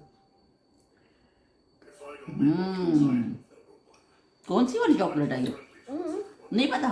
नहीं पता, काट के लाया बता दो। मिल्क चॉकलेट, अच्छा भी ठीक है। चलो भी यूसुफ ਨੂੰ ਵਿੱਚ ਭੁੱਖ ਲੱਗ ਗਈ ਹੈ ਥੋੜੀ ਜਿਹੀ ਹਲਕੀ ਫੁਲਕੀ ਭੁੱਖ, ਤੇ यूसुफ ਆ ਗਏ ਨੇ, ਉਹਨਾਂ ਨੇ ਆਪਣੀ ਚਾਕਲੇਟ ਖਾ ਲਈ। ਤੇ ਚਲੋ ਜੀ ਹੁਣ ਮੈਂ ਇਜਾਜ਼ਤ ਚਾਹਨੀ ਹਾਂ।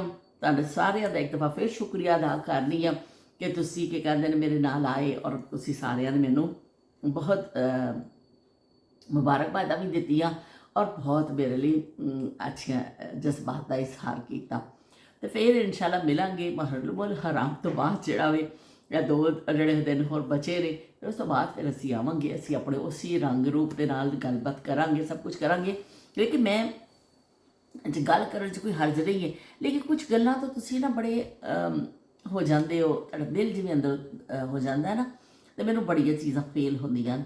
ਮੇਰਾ ਦਿਲ ਕਰਦਾ ਕੋਈ ਵੀ ਕਿਸੇ ਨੂੰ ਨਾ ਬੁਰਾ ਨਾ ਕਵੇ, ਕੋਈ ਵੀ ਦਿਲ ਕਿਸੇ ਦਾ ਜ਼ਿਆਦਤੀ ਨਾ ਕਰੇ, ਕੋਈ ਕਿਸੇ ਨੂੰ ਜਾਨ ਤੋਂ ਨਾ ਮਾਰੇ। ਇਹ ਦੁਨੀਆ 'ਚ ਇਨਸਾਨ ਨੂੰ ਇਸ ਕੰਮ ਲਈ ਨਹੀਂ ਭੇਜਿਆ ਗਿਆ, ਉਹਨੂੰ ਭਲਾਈ ਲਈ ਭੇਜਿਆ ਗਿਆ ਵੇ। ਉਹ ਕਿਸੇ ਦੀ ਜਾਨ ਕਿਉਂ ਲੈਂਦਾ ਵੇ? ਤੇ ਇਹ ਹਰ ਮਜ਼ਹਬ ਔਰ ਹਰ ਚੀਜ਼ 'ਤੇ ਮੈਨੂੰ ਬਸ ਇਹੀ ਸਵਾਲੀਆ ਨਿਸ਼ਾਨ ਹੈ ਕਿ ਕਿਉਂ ਅਸੀਂ ਕਿਸੇ ਦੀ ਜਾਨ ਲੈਂਦੇ ਹਾਂ। ਫਲਸਤੀਨ 'ਚ ਦੇਖੋ ਕੀ ਹੋ ਰਿਹਾ ਵੀ ਮੁਸਲਮਾਨਾਂ ਦੇ ਨਾਲ, ਜਾਂ ਕਿਤੇ ਕਿ ਦੁਨੀਆ ਦੇ ਕਿਸੇ ਹਿੱਸੇ 'ਚ ਵੀ ਚਲੇ ਜਾਓ, ਆਪਸੀ ਲੋਕ ਲੜ ਰਹੇ ਨੇ, ਇਨਸਾਨ ਮਰ ਰਹੇ ਨੇ ਔਰ ਇਸ ਤਰ੍ਹਾਂ ਇੱਕ ਦੂਸਰੇ ਨੂੰ ਨੁਕਸਾਨ ਪਹੁੰਚਾ ਰਹੇ ਨੇ। ਤੇ ਪਤਾ ਨਹੀਂ ਇਹ ਗੱਲ ਕਿੱਥੇ ਜਾ ਕੇ ਰੁਕੇਗੀ। ਪਰ ਇਹ ਸਾਰੀਆਂ ਚੀਜ਼ਾਂ ਦੇਖਦੇ ਹਾਂ ਤੇ ਦਿਲ ਬੜਾ ਦੁਖਦਾ ਵੇ ਕਿ ਕਹਿੰਦੇ ਨੇ ਆਪਣੇ ਇੱਥੇ ਨਿੱਕ ਛੁਰੀ ਲੱਗੇ ਨਾ, ਕਿੰਨੀ ਤਕਲੀਫ ਦਾ ਅਹਿਸਾਸ ਹੁੰਦਾ ਹੈ। ਤੇ ਕੀ ਅਸੀਂ ਇੰਨੇ ਬੇਹਿੱਸ ਹੋ ਗਏ ਹਾਂ ਕਿ ਅਸੀਂ ਦੂਸਰੇ ਨੂੰ ਜਾਨ ਤੋਂ ਵੀ ਮਾਰ ਦਈਏ ਤੇ ਸਾਨੂੰ ਅਹਿਸਾਸ ਹੀ ਨਹੀਂ ਹੁੰਦਾ, ਜਾਂ ਫਿਰ ਅਸੀਂ ਇੰਨੇ ਗਲੀਜ਼ ਬਣ ਕੇ ਗਲਮ ਗਲੋਚ ਕਰੀਏ ਦੂਸਰਿਆਂ ਦੇ ਨਾਲ ਤੇ ਫਿਰ ਸਾਡਾ ਜਿਹੜਾ ਗੁਜ਼ਾਰਾ ਹੁੰਦਾ ਵੇ। ਤੇ ਬਹਰਹਾਲ ਹਰ ਕਿਸੇ ਦੀ ਆਪਣੀ ਚੋਇਸ ਹੈ, ਲੇਕਿਨ ਬਸ ਅਸੀਂ ਹਦਾਇਤ ਦੀ ਦੁਆ ਕਰ ਸਕਦੇ ਕਿ ਅੱਲਾਹ ਪਾਕ ਸਾਰਿਆਂ ਨੂੰ ਹਦਾਇਤ ਦੇਵੇ ਕਿ ਸਾਰੇ ਪਿਆਰ ਮੁਹੱਬਤ ਦੇ ਨਾਲ ਇਸ ਦੁਨੀਆ 'ਚ ਰਹਿਣ, ਕਿਉਂਕਿ ਜ਼ਿੰਦਗੀ ਤੇ ਪਿਆਰ ਕਰਨ ਵਾਸਤੇ ਘੱਟ ਹੈ ਬਈ, ਬਹੁਤ ਥੋੜੀ ਜਿਹੀ ਹੈ। ਇਹ 'ਚ ਨਫ਼ਰਤਾਂ ਕੀ ਪਾਲਣੀਆਂ, ਤੇ ਨਫ਼ਰਤਾਂ ਨਾ ਪਾਲੋ, ਦਰਗੁਜ਼ਰ ਕਰੋ ਔਰ ਕੀ ਕਹਿੰਦੇ ਚੰਗੇ ਹੈਪੀ ਰਹੋ, ਤਾਂ ਕਿ ਜਿਹੜੀ ਜ਼ਿੰਦਗੀ ਦੇ 4 ਦਿਨ ਨੇ ਉਹ ਕੀ ਕਹਿੰਦੇ ਨੇ ਚੰਗੇ ਲੰਘਣ। ਤੇ ਅਸੀਂ ਕੁਛ ਤਾਂ ਖੱਟ ਕੇ ਜਾਈਏ ਨਾ ਹੱਥਾਂ ਵਿੱਚ, ਕੁਛ ਤਾਂ ਖੱਟੀਏ ਨਾ, ਕਿ ਕੀ ਖੱਟ ਕੇ ਲੈ ਕੇ ਜਾਣਾ ਵੀ ਇੱਥੋਂ। ਜੇ ਇਨਸਾਨ ਹੀ ਨਾ ਰਿਹਾ ਉਹ ਫਿਰ ਕੀ ਹੈ? ਉਹ ਕੀ ਕਰਨ ਦੁਨੀਆ 'ਚ ਆਇਆ ਸੀ ਔਰ ਉਹ ਕੀ ਇੱਥੋਂ ਕਮਾਈ ਕਰਕੇ ਜਾਏਗਾ? ਕਮਾਈ ਤੇ ਇਹ ਹੀ ਹੈ ਨਾ ਕਿ ਕੋਈ ਅੱਛਾ ਅਮਲ ਉਹ ਆਪਣੇ ਨਾਲ ਲੈ ਜਾਏਗਾ ਆਪਣੀ ਕਬਰ 'ਚ। ਤੇ ਚਲੋ ਬਈ ਉਹ ਫਿਰ ਅੱਗੇ ਉਹਨੂੰ ਉਹਦੇ ਲਈ ਆਸਾਨੀਆਂ ਹੋ ਜਾਣਗੀਆਂ।